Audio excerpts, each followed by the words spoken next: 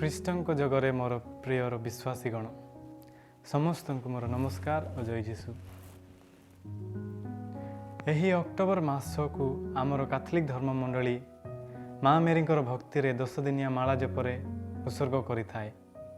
ତେଣୁ ଆମେ ଯେତେବେଳେ ଏହି 10 ଦିନିଆ ମାଳା ଜପ ମାସରେ ପହଞ୍ଚିଅଛୁ, ଆସନ୍ତୁ ଆମେ ମେରୀଙ୍କ ବିଷୟରେ କିଛି ଧ୍ୟାନ କରିବା।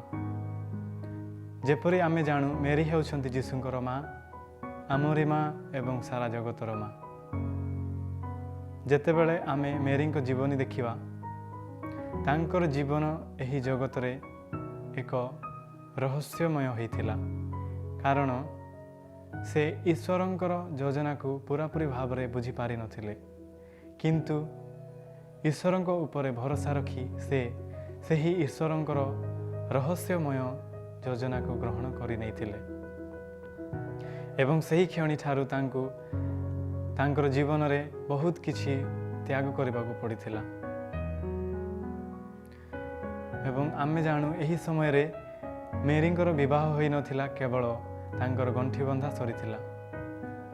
ଏଣୁ ଏକ ଅବିବାହିତ ନାରୀ ହିସାବରେ ହୁଏତ ମେରୀଙ୍କର କେତେ ଆଶା ଏବଂ କେତେ ସ୍ୱପ୍ନ ସବୁ ରହିଥିଲା, କିନ୍ତୁ ଈଶ୍ୱରଙ୍କର ସେହି ଯୋଜନାକୁ ପୂରଣ କରିବା ନିମନ୍ତେ ମେରୀଙ୍କୁ ସେ ସବୁ କିଛି ତ୍ୟାଗ କରିବାକୁ ପଡ଼ିଥିଲା।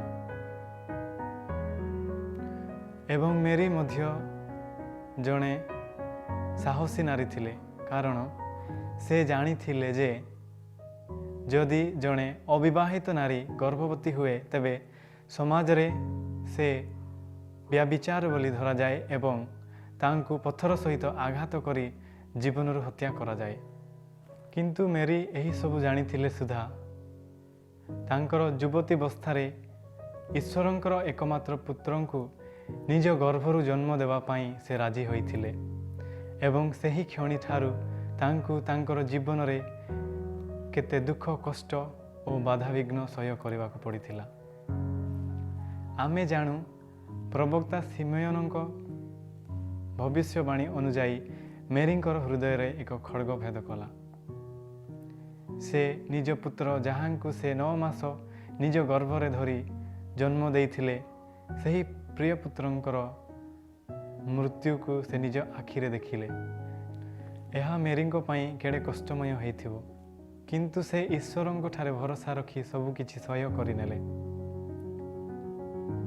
ସୁସମାଚାର କହେ ଯେ ମେରୀ ସବୁ କିଛି ନିଜ ହୃଦୟରେ ରଖିନେଲେ। ଏଣୁ ଆମେ ଯେତେବେଳେ ମେରୀଙ୍କ ଜୀବନ ବିଷୟରେ ଧ୍ୟାନ କରିଥାଉ, ତାଙ୍କ ଜୀବନରୁ ଆମମାନଙ୍କୁ ବହୁତ କିଛି ଶିକ୍ଷା ମିଳିଥାଏ, ଯଥା ତାଙ୍କର ଈଶ୍ୱରଙ୍କ ଠାରେ ଦୃଢ଼ ହୃଦୟର ବିଶ୍ୱାସ, ଭରସା, ପ୍ରେମ ଏବଂ ଆଜ୍ଞାବହତା ଇତ୍ୟାଦି।